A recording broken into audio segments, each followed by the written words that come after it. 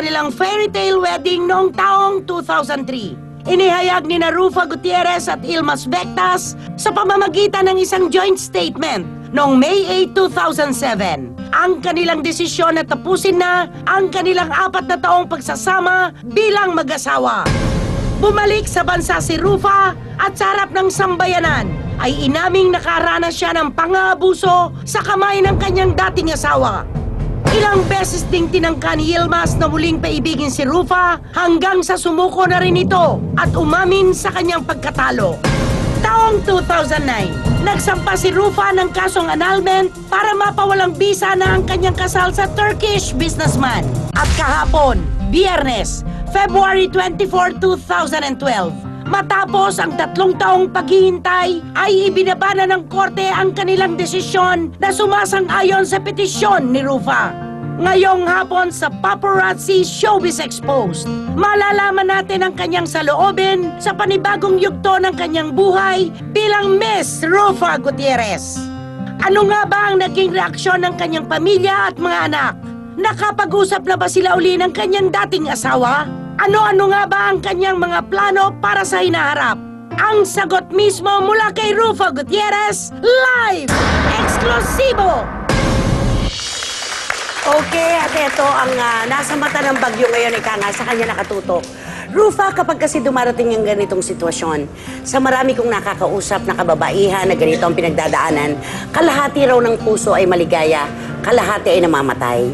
Gano'ng katotoo? Well, it is an emotional time. Actually, the annulment has been long overdue kasi I filed 3 years ago at ganun kahabang panahon na ang linakbay ng kasong ito.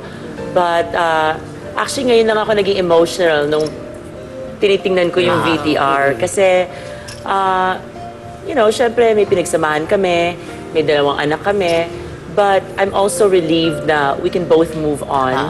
And I'm officially single again, and I'm closing a chapter in my life, and yet I'm opening a new chapter. And I'm very blessed that God has given me another chance to happiness. Nakapag-usap ba kayo after nitong lumabas na yung annul? Actually, you know, kahapon lang ilinabas ng judge sa publiko at ng lawyers ko sa publiko. But the day I left for Brazil, I already knew about it. Okay. So when I was reading the resolution, talagang shocked ako kasi lahat ng mga dates doon, year 2000, 2001, 2000. Detalyado. Ang layo na pala, ang haba namin. I've known Ilmas for more than 10 years. So I just wish him the best of luck, and hopefully from this day forward, we can grow, you know, maging at peace kami. Maging magkaibigan kami, at peace kami for our kids. Nasabi mo na ba to sa mga 2 anak niyo?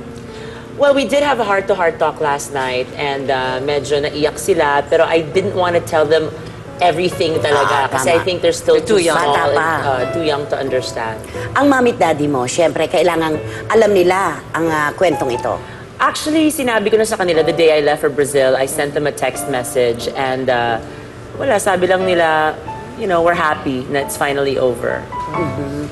Ang daddy mo, I'm sure, ikaw kasi, di ba, napakalapit mo sa daddy at mami mo, pero much more kay Tito Eddie. Pero alam mo, sabi nga nila, yung mga na-annulled, when they get the resolution, naiiyak sila, they become so emotional. And with me, talagang I couldn't read it. I had to wait talaga till I was on the plane, till nabasa ko talaga yung resolution. And parang flashback ng lahat ng things na nangyari sa'yo. And, you know, I can say it's a bittersweet journey.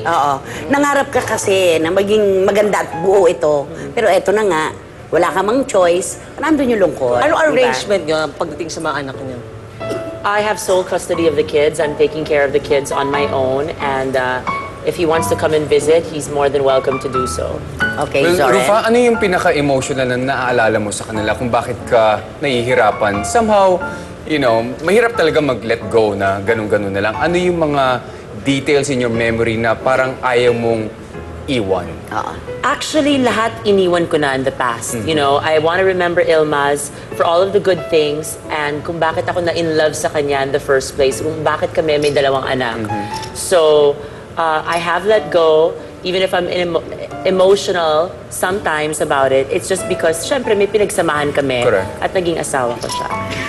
Ay, nako, ang saya-saya natin nagsimula. Tapos sa bandang dulo, syempre kalahati ng puso natin na kay Rufa, di ba? Kaya importante, officially single ka na. Mahaba ang pila. Kailangan Rufa Gutierrez. Kailangan Minsan magkakasal. pa po mga kapatid, maraming salamat sa pagsalo sa amin dito po sa Paparazzi. Tuwing Sabado po tayo ng hapon. Maraming salamat po. Hanggang sa susunod na linggo, dito lamang po sa Paparazzi Showbiz